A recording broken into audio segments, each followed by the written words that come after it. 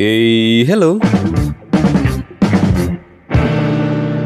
Balik lagi di channel Spoilermon dan kali ini kita akan lanjutkan lagi spoileran untuk komik Magic Emperor. Nah, di chapter sebelumnya ya kita sudah melihat Zovan berhasil membunuh Huangpu Qingyun serta Raja Obat dan juga membuat tetua kelima itu kehilangan tangannya. Lalu dia kemudian melarikan diri sampai akhirnya kekuatannya pun habis dan dia terjatuh serta terkubur oleh bebatuan dan tanah. Nah, tapi kemarin banyak banget nih, Raja Obat itu nggak mati. Banyak banget komenan yang bilang kayak, anjir Raja Obat itu nggak mati, cowok bangsat, nih kayak gitu-gitulah. Oke, benerkah Raja Obat nggak mati? Kita akan lanjutkan aja storynya karena di sini nanti akan semuanya terjawab, gitu ya. Tapi sebelum itu diingatkan lagi. Untuk yang belum subscribe silahkan di subscribe dulu. Dan untuk yang mau sedikit berdonasi ke Mimin boleh banget nyawer lewat link Saweria yang ada di kolom deskripsi. Itu nanti tinggal diklik aja kemudian langsung bisa nyawer seikhlasnya gitu ya. Oke, langsung aja kita gaskan masuk ke ceritanya. Setelah Zovan jatuh, dia tidak sadarkan diri selama 3 hari. Waktu pun berlalu dengan cepat dan matahari berganti dengan bulan beberapa kali. Di pagi hari keempat, akhirnya dia terbangun karena tetes embun yang jatuh ke wajahnya. Zovan membuka matanya dan merasakan seluruh tubuhnya sangat sakit sehingga dia bahkan tidak bisa bergerak. Zovan menyadari kalau dia tidak akan bisa bergerak setidaknya selama 1 bulan ke depan karena lukanya yang begitu fatal. Dan selama itu dia juga tidak ubahnya seperti anak domba yang tidak berdaya. Dan bahkan dia bisa menjadi mangsa dari serigala yang kelaparan. Sekarang nyawanya hanya akan bergantung pada tangan takdir. Tapi bergantung pada takdir ini jelas bukan gaya dari seorang kaisar iblis. Dia sulit menerima semua ini, tapi mau bagaimana lagi, dia tidak memiliki apa-apa untuk menentang takdir sekarang. Di tengah lamunannya, tiba-tiba terdengar suara langkah kaki yang berjalan mendekati Zovan. Karena lukanya, dia tidak bisa mengetahui siapa yang datang dan sekuat apa dia. Atau apakah dia sekutu atau malah mungkin musuh. Keratak, suara ranting yang patah, membuat jantung Zovan berdegup lebih cepat. Lalu setelah itu dia merasakan beban yang ada di dadanya mulai berkurang, seolah-olah batu yang menindihnya sekarang mulai berkurang satu persatu. Kemudian lapisan terakhir tanah yang ada di hadapannya pun terbuka. Sinar matahari bergegas masuk sehingga membuat mata Zovan silau, serta tidak bisa melihat siapa yang telah menyingkirkan semua batu itu. Kemudian terdengar suara yang Zovan kenal. Saudaraku, aku menemukannya. Dong Xiuwan? Zovan mengatakan itu sambil mengerutkan keningnya. Dia menghela nafas lega karena jika itu adalah keluarga Dong, maka dia pasti akan terselamatkan. Minggir, Xiuwan. Aku akan mengeluarkannya, kata Dong Tianba. Batu-batu itu pun hancur berkeping-keping saat sebuah tangan yang kuat meraih dan menarik Zovan keluar dari tumpukan batu itu. Sebelum Zovan mengucapkan terima kasih ataupun melihat wajah dari Dong Tianba, yang menyambutnya adalah sebuah pedang spiritual kelas 3. Saat ini pedang itu terjulur di depan lehernya. Zovan pun terkejut. Kenapa? Apakah aku pernah menyinggung anak ini sebelumnya? Pikir Zovan. Dong Xiuwan tampak menangis. Kakak, apa yang kamu lakukan? Jangan ikut campur, kata Dong Tianba dengan marah. Dong Tianba memegang Zovan sambil memegang pedang yang ada di tangannya. Iblis Zovan, aku sudah lama menunggu untuk bertemu denganmu. Kau memang seperti yang mereka katakan. Kau sangat licik hingga berhasil membodohi kami semua. Zovan pun tersenyum. Benar, aku adalah si iblis Zovan. Dari awal aku tidak berniat membodohimu, tapi kau sendiri yang selalu menyimpulkan dan terlibat denganku. Beraninya kau menyangkal, kata Dong Tianba. Dia tampak marah dan kemudian dia berteriak. Aku bertanya kepadamu, di mana saudaraku Song Yu? Kenapa kau bisa menyamar sebagai dia saat di menara Huayu? Zovan akhirnya mengetahui tentang apa yang sebenarnya terjadi. Dia tersenyum sejahat dan kemudian dia berkata, bukankah seharusnya kau sudah menyadari apa yang telah terjadi? Apa? Jadi kau benar-benar membunuhnya? Kata Dong Tianba sambil gemetaran. Matanya pun memerah karena amarah yang tidak bisa lagi ia redam. Zovan dengan santainya menjawab, "Tentu saja." "Kenapa kau melakukan itu?" kata Dong Tianba. Zovan menyeringai lalu kemudian dia berkata, "Aku adalah iblis, jadi sejak kapan aku membutuhkan alasan untuk membunuh seseorang?"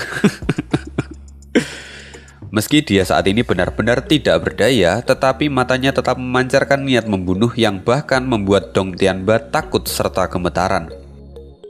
"Hentikan kakak," kata Dong Xiaowan. Dia berdiri di depan Zovan dan berniat untuk melindunginya.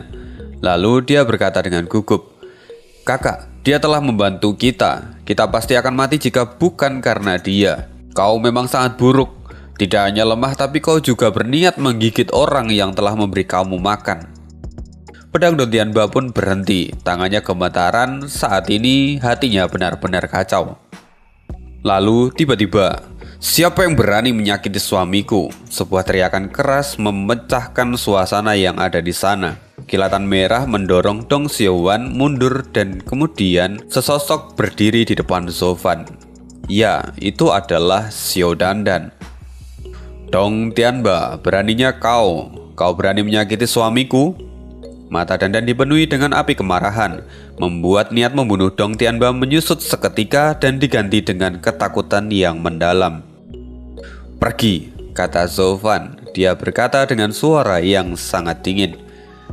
Xiao Dandan tersentak dan ragu-ragu menoleh. Kemudian dia berkata, "Sayang, tapi bajingan ini tidak mau berterima kasih dan malah ingin membunuhmu."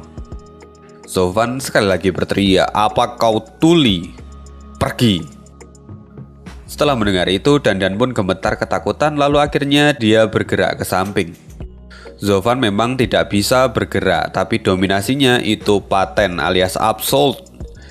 Dia kemudian berkata pada Dong Tianba dengan tenang, "Aku tidak akan berbohong padamu. Akulah yang membunuh Song Yu dan aku pun membunuh kakaknya. Jika kau berencana untuk balas dendam, majulah." Dong Tianba ketakutan. Dia menoleh ke arah Dandan. Tapi mata Dandan benar-benar menakutkan, seolah-olah dia itu mengatakan, "Coba saja jika kau berani." Hal ini tentu membuat Dong Tianba semakin gemetaran, karena tidak hanya nyawanya, tapi juga seluruh klannya bisa hilang dalam semalam. Zovan memahami ketakutan dari Dong Tianba, kemudian dia berkata, "Ini adalah urusan di antara kita. Wanita tidak punya tempat di sini.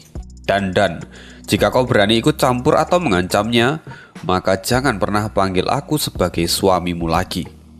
Dandan kemudian berteriak dengan panik, "Kalau aku tidak ikut campur, maka apakah kamu akan menerimaku?" Zovan mengabaikan Dandan. Dia hanya menatap Dong Tianba dengan serius. Dong Tianba masih memegang pedangnya dan menatap Zovan dengan penuh kebencian. Tangannya mulai gemetaran dan akhirnya dia menjatuhkan pedangnya. Dia menghela nafas panjang dan kemudian dia mengingat lagi kalau orang yang ada di hadapannya itu pernah berbagi minum di satu meja dengannya. Kini dia memiliki penyesalan karena tidak bisa membalaskan kematian dari Song Yu. Tetapi di sisi lain dia juga tidak bisa mengambil nyawa dari penyelamat hidupnya. Atau lebih tepatnya dia tidak akan bisa menghunuskan pedangnya lagi pada Zovan.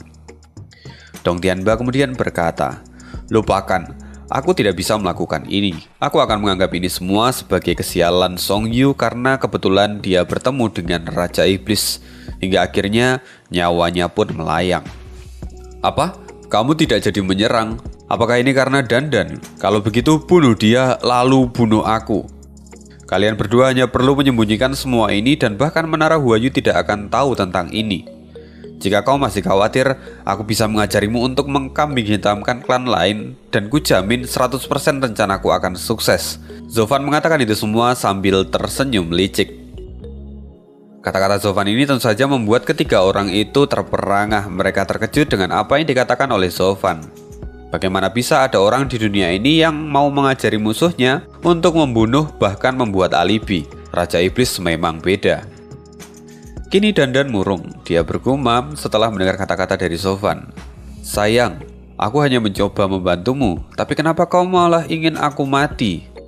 Lagi-lagi Zovan mengabaikan keluhan Dandan dan dia hanya menatap Dong Tianba dengan senyum khasnya. Dong Tianba merasa sangat kesal. "Wan Er benar, kamu telah menyelamatkan kami. Mana mungkin aku bisa menggigit tangan penyelamat kami. Lebih baik kita anggap kalau semua ini impas. Kau telah membunuh saudaraku dan kau juga telah menyelamatkan aku. Hah, apa maksudmu? Kau membiarkan aku pergi karena menyelamatkanmu? Tanya Sofan. Dong Tianba mengangguk dan dia kemudian menghela nafas. Benar, memang sayang sekali aku tidak bisa membalaskan dendam dari Song Yu. Setelah mengatakan itu, tiba-tiba ada sebuah cahaya yang melesat melewati pipi dari Dong Tianba, yang mana kemudian cahaya itu menghancurkan batu setinggi 50 meter yang ada di belakang Dong Tianba. Setelah cahaya itu menghancurkan batu itu, cahaya itu kemudian kembali ke Sofan dan tampak ada sebuah bayi berwarna emas yang tersenyum jahat. Ya, itu adalah bayi darah dari tahap penempaan tulang milik Sofan. Sofan kemudian mencibir dengan suara dingin. Dong Tianba, kau pikir kau cukup memiliki kualifikasi untuk menentukan takdirku? Hidupku, takdirku adalah milikku sendiri, dan hanya aku yang bisa menentukan kapan aku akan mati. Jika tadi kau memutuskan untuk menyerangku dan maju satu langkah saja, kepalamu pasti sudah tergeletak di tanah. Dong Tianba benar-benar mendapatkan pukulan langsung ke mentalnya. Jantungnya berdetak puluhan kali lebih cepat daripada biasanya. Itu karena hampir saja nyawanya melayang. Dia benar-benar kehabisan kata-kata saat melihat senyuman dari Sofan. Lagi pula, dia yang terlalu tinggi menilai keadaan ini. Dia sampai lupa kalau yang ada di hadapannya itu adalah si iblis Sofan yang bahkan bisa menghabisi You Guiqi. Sofan bukanlah orang yang bisa dia sentuh. Dan semakin tergila-gila setelah melihat apa yang dilakukan oleh Sofan.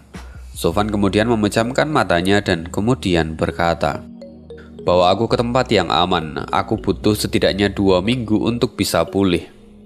"Siap sayang," kata Dandan. Dia kemudian segera memapah Sofan. Saat mereka hendak pergi, tiba-tiba telinga Sofan bergerak dan dia langsung membuka matanya. "Tunggu, ada seseorang yang datang." Sofan saat ini menyembunyikan blood baby-nya untuk berjaga-jaga. Meski itu akan tetap sulit jika yang datang itu adalah ahli dari alam surga yang mendalam. Tapi sekarang dia harus melakukan semua yang dia bisa. Kelompok itu pun dilanda ketegangan. Lalu tiba-tiba semak-semak bergoyang dan semua orang menjadi semakin cemas. Kemudian seorang laki-laki tua keluar dari semak-semak itu. Itu adalah Liu Yizhen. Liu Yizhen tampak sangat gembira karena berhasil menemukan Sofan. Dia kemudian berkata, maksud saya Master Zhou, akhirnya saya bisa menemukan Anda. Saya sangat senang Anda baik-baik saja." Sofan memandang lainnya yang tampak kebingungan. Di dalam pikirannya dia juga bergumam, apakah sebelumnya aku cukup dekat dengan orang tua ini sampai dia mengkhawatirkanku? Sofan tertegun saat tiba-tiba Liu Yizhen mendekatinya dan memeriksa keadaannya. Tetapi Sofan tahu kalau orang ini tidak memiliki niat buruk sedikit pun padanya. Karena itu dia tidak mencoba untuk menyerangnya. Liu Yizhen tampak mengerutkan kening, lalu beberapa saat kemudian dia berkata, "Garis meridian Master Zhou telah rusak. Anda akan membutuhkan waktu 3 hingga 5 bulan untuk bisa pulih. Tapi untungnya saya memiliki pil kelas 6 ini. Ini adalah pil pemulihan yang mungkin ini tidak akan cukup untuk memulihkan Anda sepenuhnya, tapi ini cukup untuk membuat Master Zhou bisa setidaknya bergerak lagi." Pil pemulihan yang Sofan tampak terkejut sekaligus senang. Ya, dia memang sangat mengetahui pil ini karena dengan itu dan digabungkan dengan akar bodi, maka dia memiliki kesempatan untuk bisa pulih jauh lebih cepat. Liu Yizhen pun tampak gembira saat melihat ekspresi dari Sofan. Dia kemudian memberikan botol yang berisikan pil berwarna merah itu. Xiao Dandan menerimanya dan kemudian mendekatkan botol itu ke Sofan untuk diperiksa lagi. Setelah memeriksa keamanannya, Sofan pun meminta Dandan untuk menyuapinya. Sofan memakan pil itu dan seketika tubuhnya pun mulai memancarkan cahaya yang menyilaukan. Cahaya itu berasal dari titik akupuntur utamanya yang kemudian memberikan sensasi hangat dan itu menyebar melalui meridiannya.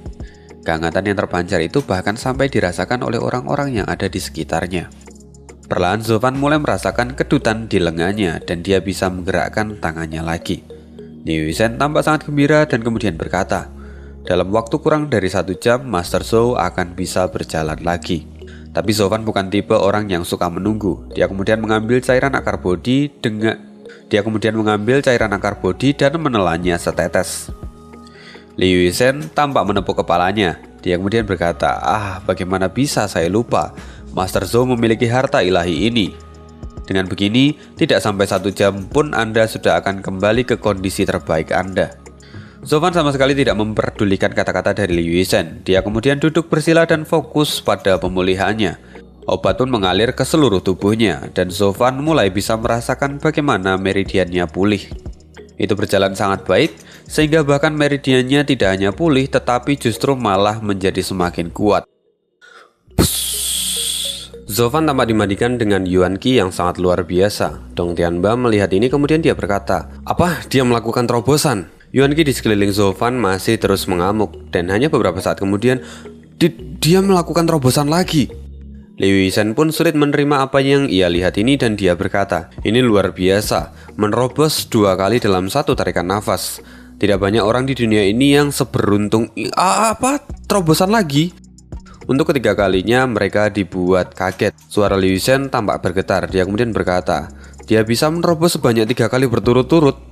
Aku bahkan tidak pernah mendengar ini. Gelar aneh Master Zhou Fan memang sangat pantas disandang olehnya. Bahkan aku harus berkultivasi hari demi hari hingga tahun demi tahun hanya untuk melakukan sebuah terobosan." Semua orang di sana pun tidak bisa menyembunyikan keterkejutan mereka. 1 jam kemudian kekuatan Zhou Fan pun memadat dan masuk semua ke dalam dirinya. Lalu dia kemudian membuka matanya dengan kilatan cahaya biru dari bola matanya. Setelah kenaikan tingkat ini, persepsi Zhou Fan pun meningkat beberapa kali lipat. Semua gerakan sejauh 1 kilometer dapat dilihat dengan jelas. Ini adalah bidang pembatas dari Radiant Stage. Zhou Fan tidak hanya berhasil menyembuhkan luka-lukanya, tapi karena hal ini meridiannya pun menjadi semakin kuat. Dia pun berhasil menerobos 3 tahap. Jadi sekarang dia berada di tahap 5 bone tempering atau penempaan tulang. Nah, ini kemarin yang tanya, "Min, bukannya Zhou Fan itu sudah sampai di tahap Tianzuan atau tahap surga yang mendalam?" Ya, dia kemarin memang sudah mencapai tahap itu, tapi itu karena dia menggunakan pil bursting, yang mana itu memaksa dia untuk menaikkan tingkat kekuatannya dalam waktu yang singkat. Dan efeknya pun sangat berbahaya. Seharusnya dia bisa lumpuh selama 1 bulan. Dan setelah efeknya hilang, ya dia akan kembali lagi ke tahap 2 bone tempering. Tapi sekarang dia sudah melakukan 2 terobosan, jadi dia sekarang ada di tahap 5. Persepsi Zhou Fan sekarang sama seperti Fang Guibei, yang mana dia bisa melihat segala sesuatu dalam radius 1 km. Sekarang yang tersisa hanyalah tinggal berlatih untuk membunuh hanya dengan niatnya saja. Dan itu adalah kemampuan yang paling menakutkan dari ahli yang bisa mencapai Radiant Stage. Setelah itu Liu Yizhen kemudian berkata, "Selamat Master Zhou atas pemulihan dan terobosan yang Anda capai." Dia memberikan hormat sambil tersenyum. Zhou Fan meliriknya dan kemudian dia berkata, "Lewati saja basa-basi dan katakan apa yang kau inginkan."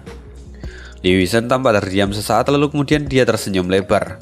"Master Zhou, Anda adalah pria dengan bakat sejati. Saya benar-benar tidak bisa menyembunyikan apapun dari mata Anda." Bukankah itu sudah sangat jelas? Memangnya siapa orang di dunia ini yang mau memberikan pil tingkat 6 kepada orang yang tidak ia kenal? Kau pasti menginginkan sesuatu, kata Zhou Fan. Tatapan tajam Zhou Fan itu seolah-olah menembus semua batas dari diri Liu Yizhen. Liu Yizhen tersenyum kemudian dia berlutut dan menyembah Zhou Fan sebanyak 3 kali. Dia kemudian berkata, "Murid Liu Yizhen mengagumi bakat tak terbatas dari Master Zhou. Saya mohon Master mau menerima saya sebagai murid Anda." Zhou Fan cukup dibuat terkejut dengan apa yang dilakukan oleh Liu Yizhen. Dia kemudian berkata, "Beri aku slip Giok yang kosong." Mata Liu Yizhen berbinar dan kemudian dia menyerahkan dengan kegembiraan, "Baik Tuan." Liu Yizhen tidak menyangka kalau permintaannya itu akan di-ACC semulus ini. Namun Zhou Fan memejamkan matanya untuk sejenak lalu kemudian dia mengembalikan batu giok itu. Zhou Fan pun kemudian berkata, "Master Liu, slip giok ini berisi 3 keterampilan rahasia alkimia. Ini adalah bayaran dari hutangku padamu. Dan dengan ini kita jadi impas. Jangan menyebut dirimu lagi sebagai muridku, karena aku tidak tertarik untuk mengambil murid." Zhou Fan berkata di dalam hati, kenapa dia harus mengambil murid kalau muridnya yang terakhir itu adalah penyebab dari kematiannya. Zhou Fan pun kemudian menghela nafas mengingat muridnya yang telah mengkhianatinya. Liu Yizhen ingin memohon sekali lagi, tapi Zhou Fan memotongnya dan melambaikan tangannya. Zhou Fan kemudian menoleh ke arah Xiao Dandan. Dia kemudian melemparkan cincin hitam pekat kepadanya. Dandan pun terkejut. Bukankah itu adalah cincin penyimpanan yang sama dengan yang diberikan cucu kepadanya? Bawa ini kembali ke cucu dan katakan padanya bahwa ini adalah semua bayaran atas semua bantuannya kepadaku. Dengan ini, sekarang kita semua impas, kata Zofan kepada Dandan. Lalu bagaimana denganku, suamiku? Kata Dandan dengan panik. Hatinya pun menjadi kacau sekarang. Zofan mengangkat alisnya dan kemudian dia berkata, itu tidak ada hubungannya denganku. Lakukan apapun yang kau mau. Setelah itu Zofan pun melompat pergi dan meninggalkan tempat itu dengan cepat. Liu Yushen menyaksikan batu giok yang ada di tangannya dan kemudian dia menghela nafas. Setelah itu dia memasukkan batu itu ke dalam cincin miliknya. Dandan melihat ke langit. Dia berteriak, suamiku tidak menginginkanku. Ya, intinya dia menangis sejadi-jadinya. Dong Xiaowan melihat Dandan yang patah hati. Dia menundukkan kepalanya dengan sedih. Tetapi di sisi lain dia juga merasa kalau setidaknya Zofan itu masih menganggap keberadaan dari Dandan. Tetapi dia merasa kalau dia sama sekali tidak dianggap. Dia benar-benar merasa terpuruk saat ini dan merasa tidak berharga. Dong Tianba menyadari kesedihan dari adiknya itu, kemudian dia menepuk pundaknya dan berkata, Wan Er, pria itu pasti akan menyebabkan kekacauan yang besar. Kita benar-benar tidak setara dengannya.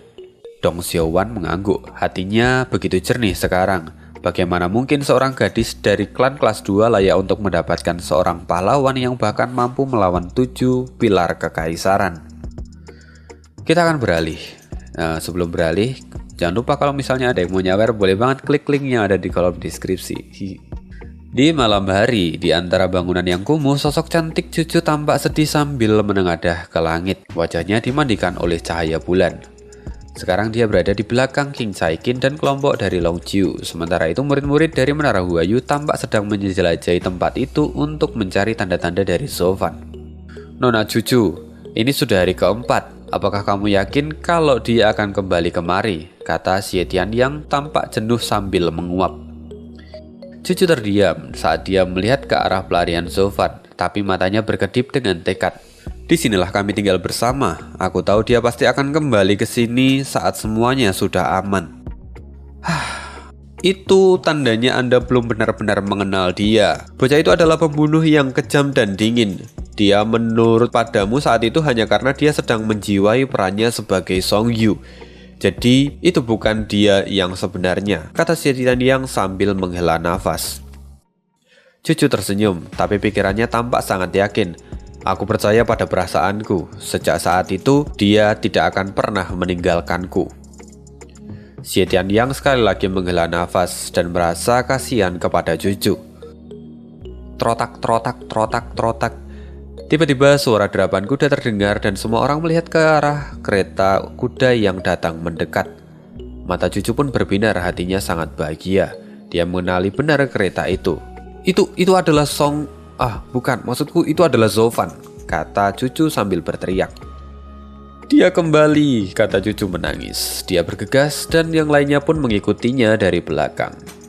Tetapi orang-orang yang keluar dari kereta itu hanyalah Dong Tianba, Dong Xiaowan, dan Xiao Dandan yang saat ini masih menangis. Cucu menyadari bahwa hanya mereka yang ada di dalam sana, kemudian dia bertanya, Kalian kenapa kembali tanpa dia? Dong Xiaowan dan Xiao Dandan tampak putus asa dan sama sekali tidak ingin berbicara. Dong Tianba kemudian membungkuk dan menjelaskan, Lord Cucu, kami sudah menemukan dia, tapi dia pergi begitu dia pulih. Kami pun tidak bisa mengikuti di apa? Teriak cucu memotong kata-kata dari Dong Tianba. Sekarang banyak pertanyaan yang berkecamuk di dalam pikiran cucu. Kenapa dia pergi? Kenapa dia sama sekali tidak pamitan dan tidak menjelaskan apapun itu? Ya, semua pikiran itu berseru di kepala cucu. Setelah itu, Lord Cucu, suami kita sama sekali tidak menginginkan kita. Itu adalah tangisan dari Dandan, yang mana tangisan itu lama-kelamaan menjadi semakin keras. Cucu pun tercengang mendengar itu, sedangkan pengawas Bioni mendekat lalu memeluk murid kesayangannya. Dandan, katakan padaku, apakah dia melakukan sesuatu yang buruk kepadamu?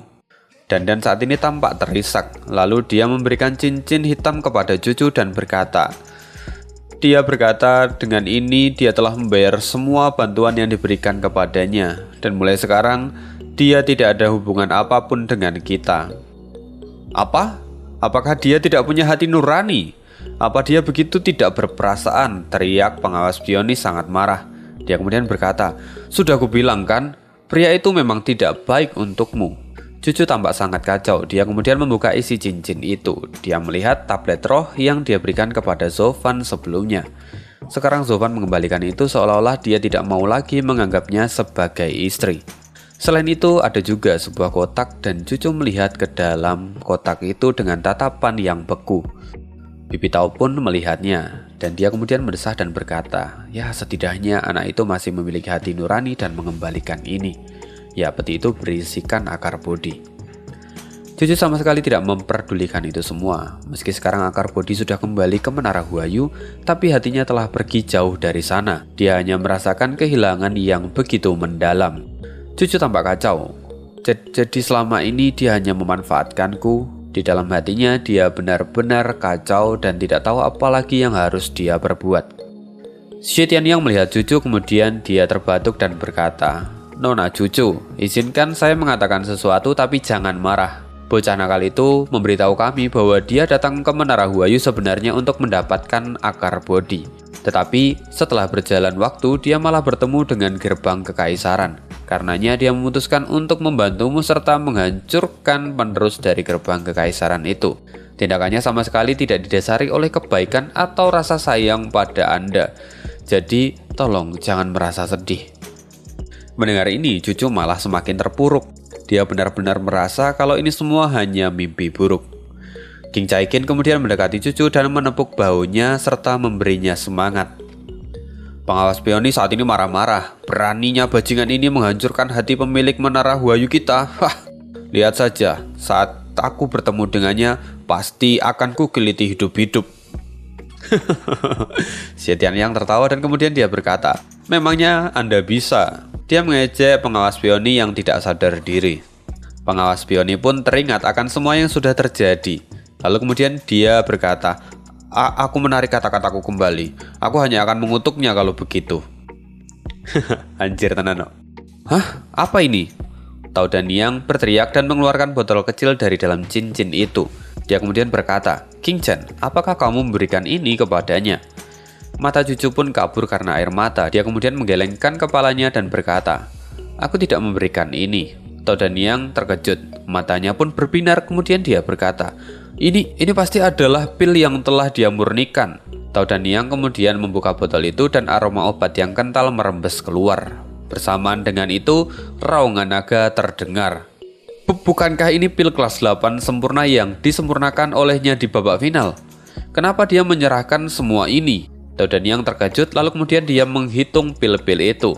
Ternyata itu ada 17 butir. Tapi bukankah seharusnya ada 18 butir? Lalu kenapa hanya ada 17? Tao Danyang bertanya-tanya. Tapi setelah itu, Tao Danyang tidak bisa menemukan jawabannya. Lalu dia melemparkan sebuah pil ke arah King Chaikin, lalu kemudian dia berkata, "Makanlah." King Chaikin agak bingung. Dia membuka mulutnya dan kemudian memakan pil itu. Tiba-tiba cahaya biru dari dalam tubuhnya pun terpancar. King Chaikin kemudian duduk dan menyerap pil itu. 15 menit kemudian, sebuah ledakan energi yang kuat keluar dari dalam tubuh King Chaikin. Yuan Qi dari King Chaikin pun meningkat seketika. Semua orang di sana tampak terkejut melihat King Chaikin berhasil menerobos hanya dalam satu tarikan nafas. Setelah 30 menit, King Chaikin membuka matanya dan tampak sangat gembira. Dia kemudian berkata, "Bibi Tau, aku berhasil menerobos." Tetapi tidak hanya itu, racun 7 kabut milik Raja Obat juga sudah hilang. Apa? Keterkejutan melanda Bibi Tau. Mereka semua di sana pun tidak bisa menahan rasa terkejut mereka. Tao Danyang kemudian bergumam, dia memang seorang jenius sejati. Bahkan aku sudah bekerja keras selama bertahun-tahun untuk mendapatkan resep dari pil ini. Tapi dia berhasil membuatnya hanya dalam beberapa hari. Aku benar-benar merasa kagum, kata Tao Danyang. Sekarang Tao Danyang pun tertawa lebar, meskipun pada akhirnya dia tampak depresi karena berkali-kali dia dilewati oleh Zovan dengan mudahnya. Cucu kemudian memastikan, apakah itu benar, katanya. Benar, dengan 17 pil yang diberikan anak ini kepada kita, ini sudah cukup untuk membawa keluar Menara Huayu melalui krisis ini. Tao Danyang pun tertawa. Cucu berkedip, dia masih sulit mempercayai ini semua. Dia kemudian berkata, Bibi Tau, dia berhasil membuat pil penawar ini. Apakah maksudnya kalau resep pil itu benar-benar nyata? Ya, itu tidak diragukan lagi, jawab Taudaniang dengan yakin. Dia kemudian menghela nafas dan berkata, tapi anak ini benar-benar luar biasa. Tidak hanya memahami resep pil ini, tetapi dia bahkan bisa membuatnya serta menyempurnakannya. Pil ini seharusnya berada di kelas 7, tetapi dia membuatnya hingga bisa mencapai kelas 8 yang sempurna. Dengan ini, bahkan nenek pun bisa disembuhkan. Apa? Nenek? Long Jiu berteriak. Apa dia masih hidup? Dengan senyum yang samar, Taudaniang menggelengkan kepalanya dan berkata, seharusnya dia tidak akan bisa bertahan lebih lama lagi. Tetapi dengan ini, dia akan segera kembali. Semua orang tentu saja terkejut, karena mereka semua berpikir kalau nenek itu seharusnya sudah mati. Tetapi kali ini tindakan Zovan benar-benar berdampak besar bagi Menara Huayu. Tidak hanya menyelamatkan Menara Huayu, tetapi dia juga memberikan penawar racun yang menghantui Menara Huayu serta menyelamatkan nenek yang merupakan orang paling penting di dalam Menara Huayu. Dengan begini, Menara Huayu tidak perlu takut lagi dengan gerbang kekaisaran. Dia adalah penyelamat Menara Huayu, teriak Long Jiu. Dia menghela nafas dan dipenuhi dengan kekaguman kepada Zovan.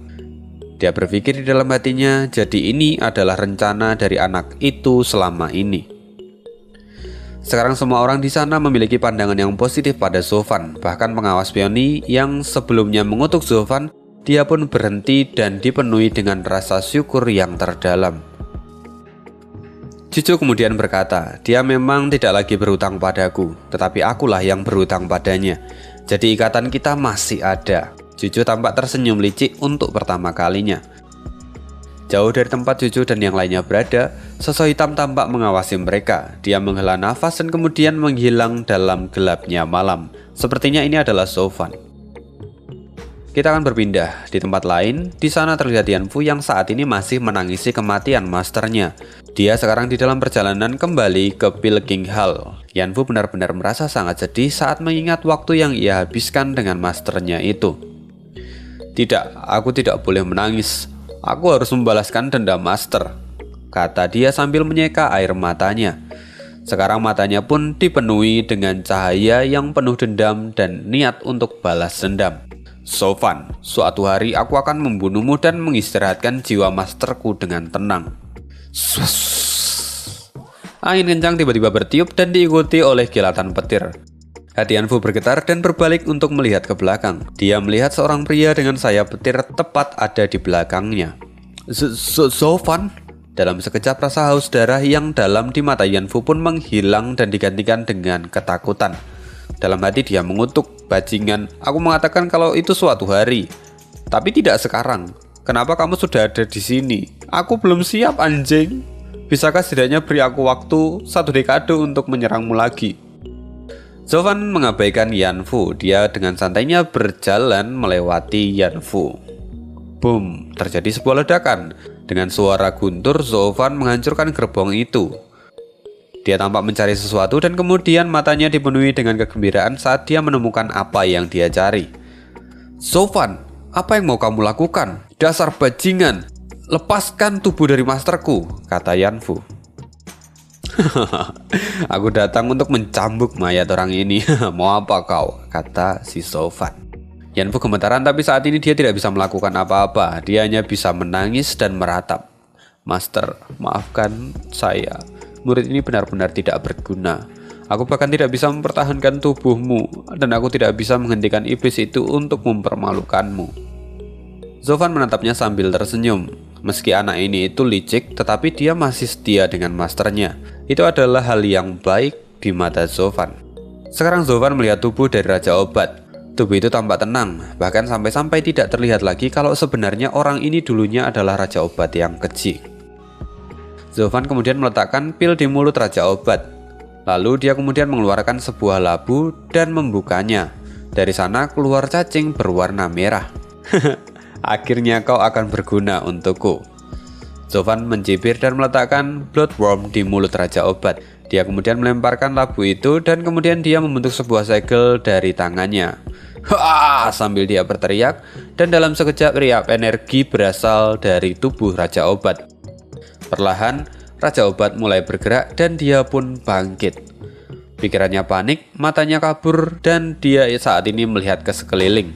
Di mana aku? Katanya. Tetuaian, akhirnya kita bisa bicara dengan baik dan tenang. Zofan tersenyum ketika melihat Raja Obat. Melihat Zofan yang ada di hadapannya, itu seperti dia melihat seekor harimau tepat di depan matanya. Bukankah kau baru saja membunuhku? Bagaimana? Raja Obat menatap Zofan untuk waktu yang lama sambil kehabisan kata-kata. Raja Obat bisa mengingat dengan betul apa yang terjadi 4 hari yang lalu, meskipun dia merasa kalau itu baru terjadi tadi. Zofan terkekeh dan dia pun berkata, "Kenapa kau begitu terkejut? Mereka yang ingin aku bunuh, maka mereka pasti akan mati. Tapi jika tidak, maka siapapun tidak akan kubiarkan mati. Sebelumnya aku sudah memastikan seranganku melemah tepat saat akan mengenaimu. Dengan begitu, itu akan membuat kamu terjatuh dalam koma. Dengan pil pemulihan jiwa, maka kau bisa bangkit lagi." Raja Obat mendengarkan kata-kata Zofan dengan seksama, dan lalu dia berkata, Lalu kenapa kau membiarkan aku hidup? Katanya. Bukankah aku sudah memberitahumu? Aku menghormatimu sebagai seorang alkemis terbaik di generasimu. Akan sangat disayangkan jika aku membunuhmu begitu saja. Mata Zofan tampak berbinar dan senyumnya pun melebar. Raja Obat perlahan-lahan mengerti niat dari Zofan dan kemudian dia mengejeknya. Kamu pikir kamu bisa merekrutku hanya karena kamu mau? Aku adalah alkemis terbaik di Pilkinghall, jadi kenapa aku harus tunduk dan menjadi bawahanmu? Bagus, sombong seperti biasanya, kata Zofan. Aku benar-benar menyukai sikapmu ini. Ya, aku memang sedang butuh orang untuk membuatkan aku pil sementara aku berkultivasi. Jadi, apakah kamu mau ikut denganku? Zofan pun tersenyum, lalu dia mengangkat tangannya dan berkata, "Ya, tapi ini adalah pilihanmu. Kamu bebas memilih." Raja Obat dibuat kebingungan. Dia sudah menolaknya, tapi Zofan sama sekali tidak terlihat marah. Bukankah ini terlalu mudah kalau Zofan itu menyerah? Ini benar-benar tidak mencerminkan sikap dari seorang iblis. "Zofan, kamu tidak mencoba untuk membujukku," kata Raja Obat meyakinkan. Apa gunanya? Aku sudah mengatakan semua yang harus kukatakan. Kuharap kau bisa mengerti, kata Zofan sambil tersenyum seperti orang baik. Tapi kemudian, setelah itu Zofan membentuk sebuah segel di tangannya. Setelah itu, tanda darah muncul di dahi Raja Obat, dan itu membuat darahnya terasa mendidih. Lalu kemudian dia merasa kalau seolah-olah kepalanya itu mau meledak. Raja Obat memegangi kepalanya dan berguling-guling di tanah sambil kesakitan karena hal itu. Darah segar merembes dari mulut, telinga, hidung, dan matanya. "Zofan, apa yang kau lakukan padaku?" teriak Raja Obat.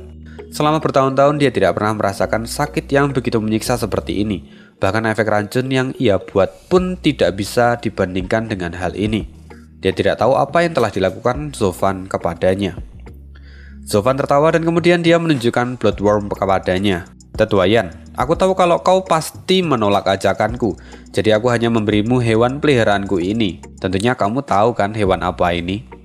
Raja Obat benar-benar tidak habis pikir. Baru kali ini dia bertemu dengan seseorang yang benar-benar pantas menyandang gelar Raja Iblis. Dia kemudian merengek dan berkata, "Zofan, bukankah kau sendiri yang mengatakan kalau aku bebas memilih?" Zofan pun berkata, "Benar, itu memang pilihanmu dan kau bebas memilih. Tetapi jika kau menolak, itu berarti kita adalah musuh. Jadi sudah wajar kalau aku menyingkirkan musuhku kan?" Zofan pun mengatakan itu semua dengan senyuman yang jahat. Mulut Raja Obat pun terjatuh dan dia terasa ingin menangis. Bukankah sudah sangat jelas kalau Zofan itu tidak memberi dia kesempatan untuk menolak permintaan itu? "Kalau begitu bunuh aku dan bebaskan aku dari penderitaan ini," teriak Raja Obat. "Aku tidak mau. Bukankah kamu juga sudah tahu kalau aku bebas mau membunuh atau malah menyiksamu? Karena tentunya kau juga sudah sering melakukan ini kan?" Zofan tersenyum dengan senyuman iblisnya. Raja Obat benar-benar tampak terpuruk sekarang. Dia berteriak sejadi-jadinya. Zofan duduk dengan santai di atas batu sambil menatap Raja Obat yang saat ini kesakitan. Raja Obat mulai mencapai batasnya. Dia menggertakkan giginya dan mengumpulkan Yuan Qi-nya untuk meledakkan dirinya sendiri. Tentu saja Zofan tahu akan hal ini. Dia kemudian membuat segel dan energi yang sudah dikumpulkan oleh Raja Obat pun merembes keluar dari tubuhnya. "Aku hampir lupa memberitahumu. Setelah bloodworm masuk ke dalam tubuhmu, kau 100% berada di bawah kendaliku. Kau tidak akan bisa bunuh diri kecuali aku mengizinkannya." Zofan mengatakan itu dengan ekspresi yang serius. Raja Obat benar-benar seperti dipukuli dengan kenyataan yang memilukan. Raja Obat terus berteriak dengan rasa sakit yang benar-benar tidak bisa ia bayangkan. Dia tampak menangis dan meratap. "Bunuh aku," kata Raja Obat. Zovan meliriknya dan kemudian meletakkan jam pasir di tanah. "Tetua Ian, aku tidak punya banyak waktu. Jika memang kau ingin mati, maka aku akan membunuhmu setelah jam pasir ini habis. Itu tidak akan lama, hanya sekitar 24 jam. Sekarang aku akan pergi dulu." "Apa?" teriak Raja Obat dalam hati. Raja Obat benar-benar dibuat menangis seperti anak kecil oleh Zovan. "Tunggu, mau kemana kau?" teriak Raja Obat. Ditinggalkan dengan rasa sakit seperti ini tidak mungkin bisa dia lalui. Sakit yang bahkan jauh lebih menakutkan daripada kematian. Zovan menoleh dan berkata, "Waktuku terlalu berharga untuk disia-siakan padamu. Tapi aku benar-benar menghormatimu sebagai alkemis terbaik di generasimu. Ya, mau bagaimana lagi? Karena kamu tidak mau, maka aku akan menjemput muridmu dan menjadikannya sebagai bawahanku. Aku yakin dia dapat menjadi teman yang baik di masa depan." Zovan tertawa sambil melangkah pergi dari sana. Raja Obat pun berteriak, "Apa? Zovan, jika kau berani menyentuh satu rambut dari kepalanya, aku bersumpah akan menghantuimu di akhirat."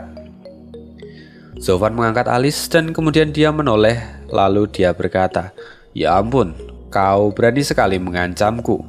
Baiklah, kalau begitu silakan saja."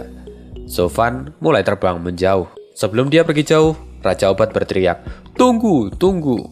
Raja Obat menangis, dia tidak punya pilihan lain. Dia kemudian berkata, "Master Zhou, tidak, Tuan Muda Zhou, saya menyerah. Saya bukan lagi tandingan Anda. Saya akan melakukan apapun yang Anda inginkan. Biarkan murid saya pergi."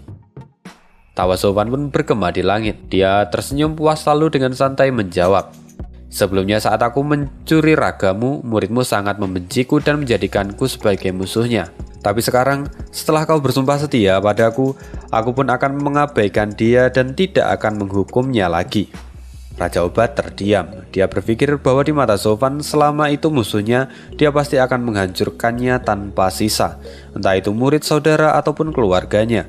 Selama itu musuhnya, maka Zovan tidak akan ragu untuk menghabisi mereka. Sekarang dia ingin menyelamatkan murid kesayangannya. Tapi di sisi lain, dia juga tidak bisa mengkhianati Pilkinghal. Raja Obat benar-benar dilanda keraguan. Zovan menyadari pemikiran dari Raja Obat. Kemudian dia berkata, "Tetua Ian, apa kau masih punya teman, kekasih, atau orang yang kau sayangin di dalam Pilkinghal?" "Hah? Kenapa kau ingin tahu?" Raja Obat mendengus. Sambil mengangkat baunya, Zovan berkata, "Tidak ada. Karena kau menjadi bawahanku, maka tentu saja aku akan bersikap lunak kepada orang-orang yang penting bagimu saat aku bertemu dengan mereka."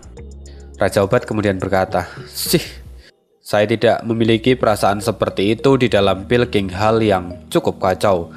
Meski kami bermusuhan dengan keluarga lain, tapi di dalam kami juga saling bermusuhan satu sama lain. Terutama ketika saya mendapatkan gelar alkemis nomor 1, persaingan semakin menjadi intens. Saya sudah mengabdikan diri pada Pilkinghal, tetapi sebenarnya saya tidak dekat dengan mereka, bahkan dengan para tetua yang lain. Hanya Yanfu satu-satunya orang yang dekat dengan saya. Saya harap Master Zhou akan mengampuni dia." Raja Obat tampak sedih dan tulus. Zovan pun mengangguk dan berkata, "Kalau begitu maka tidak masalah jika Pilkinghal akan kuhancurkan di masa depan. Tapi saya tidak bisa menerima itu. Pilkinghal adalah rumah saya." Zovan pun tertawa. "Rumah? Tempat tanpa kehangatan itu tidak layak kau sebut sebagai rumah. Sama sekali tidak."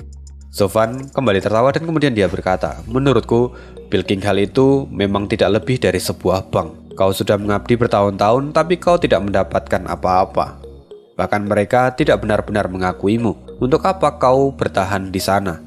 Lepaskan saja itu semua dan ikuti aku, lalu aku akan menunjukkanmu apa yang disebut rumah." Raja Obat sangat terkejut mendengar kata-kata dari Zovan. Dan setelah itu, Zovan pun menarik tanda yang menyiksa Raja Obat. Dan ini benar-benar membuat Raja Obat menjadi sedikit lebih lega. Zovan ingin Raja Obat itu menyerah sepenuhnya kepadanya dan bukan karena paksaan. Karena jika dia mengikuti Zovan hanya karena paksaan, maka lebih baik membiarkan Raja Obat mati.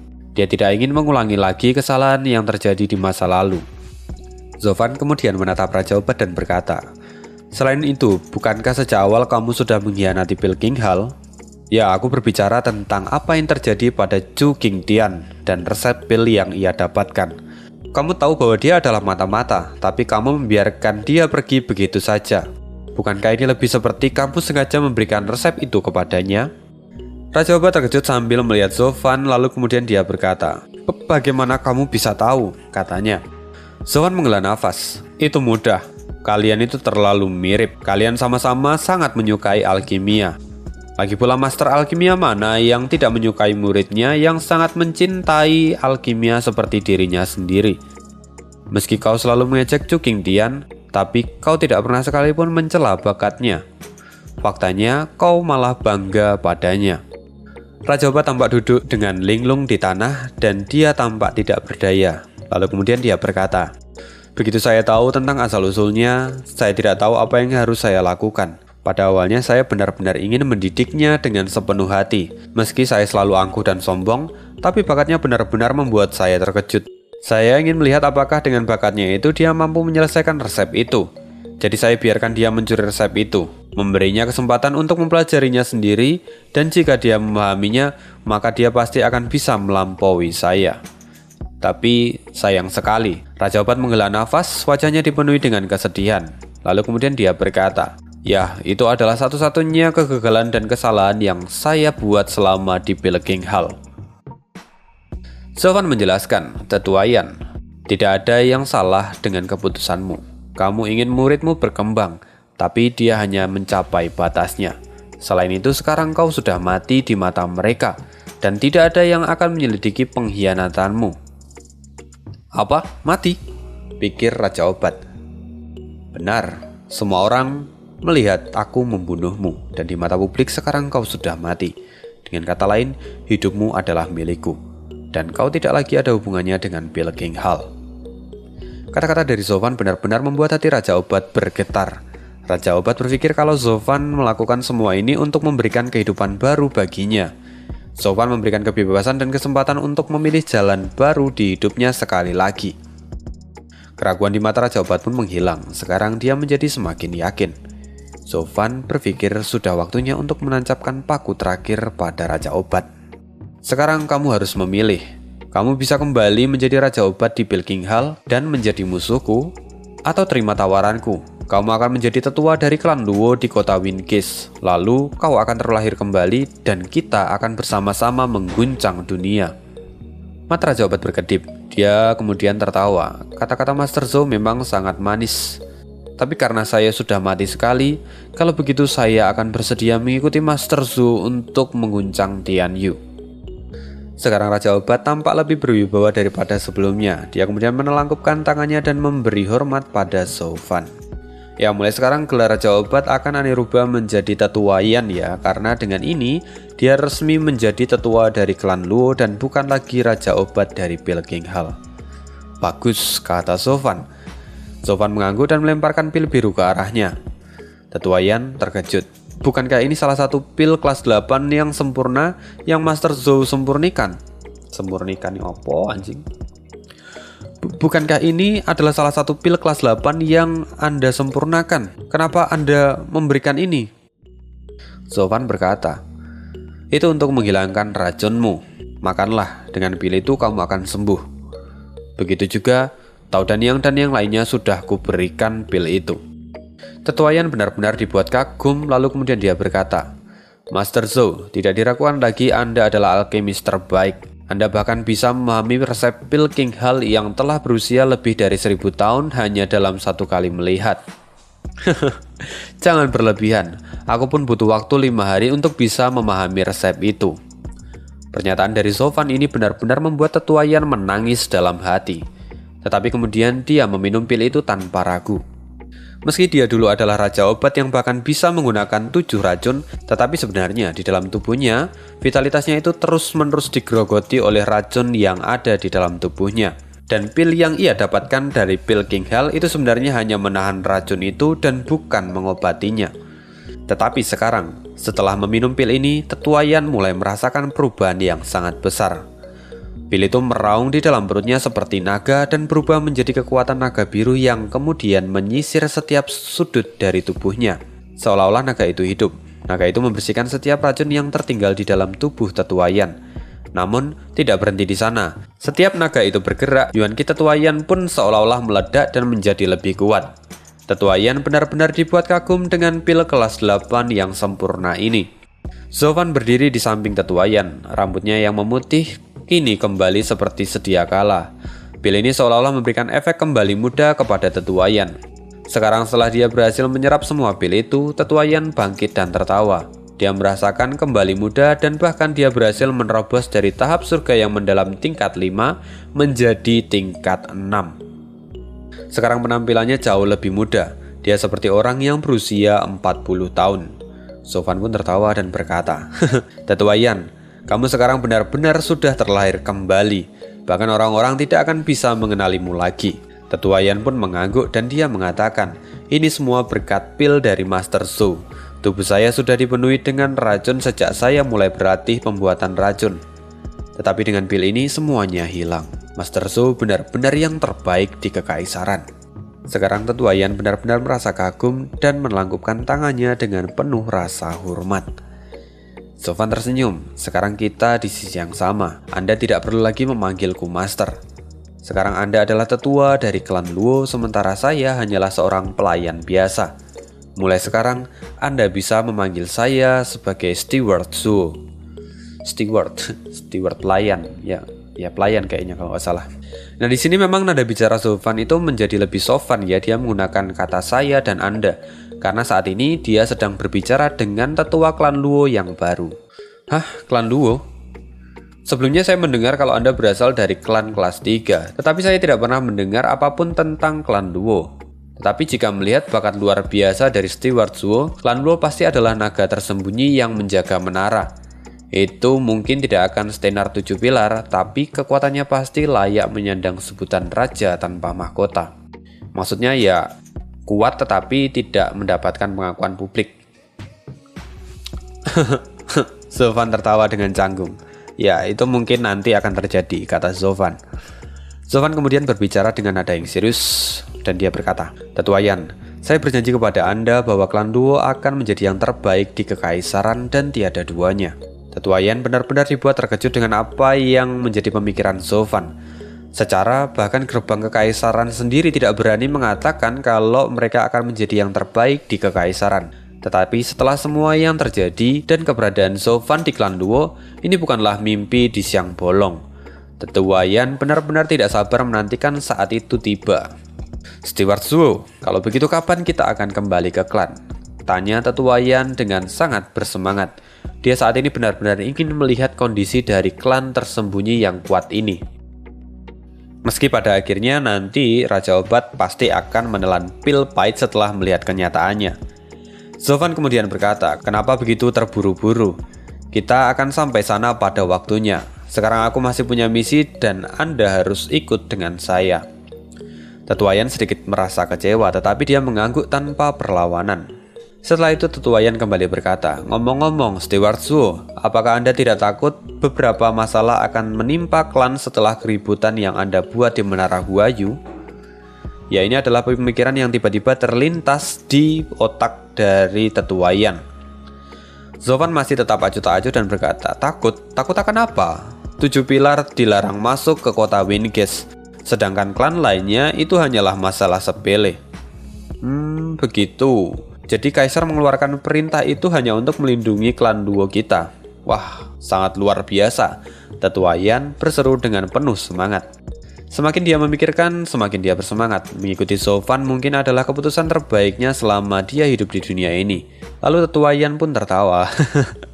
Kalau begitu saya pun merasa tenang. Bahkan jika gerbang Kekaisaran datang ke sana, mereka pasti hanya akan menderita. Saya sangat ingin melihat penampilan mereka sekarang.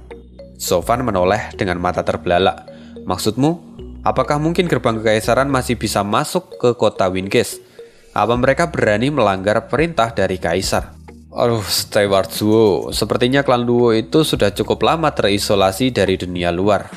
Tetuayan kemudian terkekeh dan berkata, selama 100 tahun terakhir, keluarga Kekaisaran telah memberikan banyak perintah pada 7 rumah. Tetapi tahukah Anda kenapa tidak pernah ada konflik dengan mereka meskipun mereka tidak pernah mematuhinya?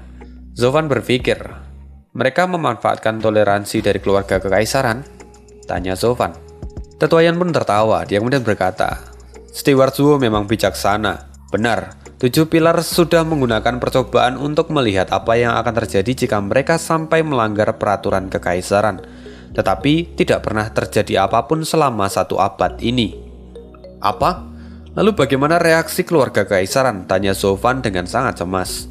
Tetua Yan kemudian menjawab, lemah. Mereka semua selalu mundur di dalam perdebatan. Kaisar saat ini juga adalah kaisar terburuk selama kekaisaran ini berdiri. 7 pilar mungkin menghormatinya, tetapi tidak ada satupun yang takut padanya. Lagi pula Anda sudah membunuh Tuan Muda kedua dari gerbang kekaisaran di Menara Huayu. Gerbang kekaisaran pasti akan menggunakan alasan ini untuk menghancurkan klan Luo dan melanggar perintah dari kaisar. Mendengar ini tentu saja Zovan sangat panik. Ayo pergi, katanya. Zovan tampak serius dan dia benar-benar merasa bodoh karena tidak menyadari hal ini sebelumnya. Tetua Yan sangat terkejut. Steward Zhuo, mau kemana kita? Zovan kemudian menjawab, ke rumah. Klan sekarang sedang dalam bahaya. Hah? Masalah apa? Dengan kekuatan klan Luo, memangnya apa yang bisa dilakukan oleh orang luar? Bahkan gerbang kekaisaran pasti akan menderita jika berani menyerangnya. Hah? Kekuatan apa? Jika aku tidak di sana, maka semua orang pasti akan mati, kata Zovan. Kemudian dia melesat pergi. Zovan terbang dengan begitu banyak pikiran yang berkecamuk di dalam kepalanya. Tetua Yan mungkin masih tidak menyadari apapun, tetapi dia mengikuti Zovan dari belakang dan mereka pun bergegas menuju klan Luo. Oke, sekian dulu spoileran kali ini. Thank you banget untuk yang mendengarkan sampai akhir. Yang belum subscribe, di-subscribe dulu. Yang belum ngidupin lonceng, dihidupin dulu. Biar kalian gak ketinggalan kalau misalnya channel ini ada updatean. Dan untuk rekan-rekan yang mau nyawer Mimin, boleh banget klik link Saweria yang ada di kolom deskripsi. Tinggal diklik, nanti kalian langsung di-direct menuju tempat untuk donasi. Thank you banget untuk semua perhatian kalian. See you again di next video. Nggak tahu ya nanti hari Kamis semoga ya. Bye bye.